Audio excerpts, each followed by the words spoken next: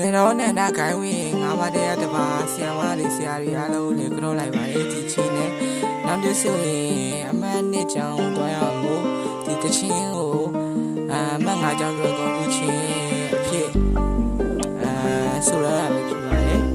ဒါကြောင့်မလို့လေကောင်းဖြစ်စေကောင်းဖြစ်စေအားပေးကြပါဦးပညာကိုဆရာကိုကိုရီတော့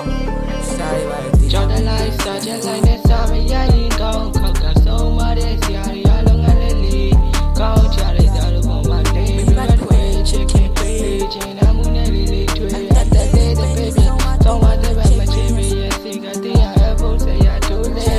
ကျမ်းပါပါစေချမ်းသာပါစေအောင်မြင်သွားရင်ပြီးမှမဟုတ်မငါကြောင်းလေးမငါကြောင်းလို့လေးမငါကြောင်းလို့လေး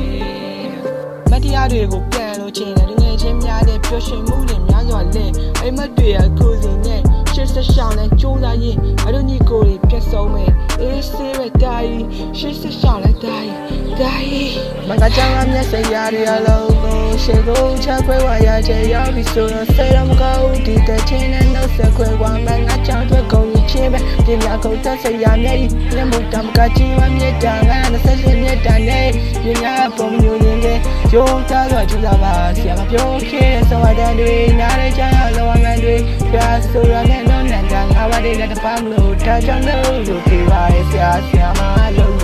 ဆရာမလို့ယူသေးပါရဲ့ဒါလေးဆရာတွေအားလို့ကြောလိုက်ပါရဲ့ယူသေးပါရဲ့ကြောလိုက်ပါရဲ့ယူကြောင်းလိုက်စာချက်လိုက်နဲ့စာမရရင်ကောင်းခောက်ကဆုံးမတဲ့ဆရာတွေအလုံး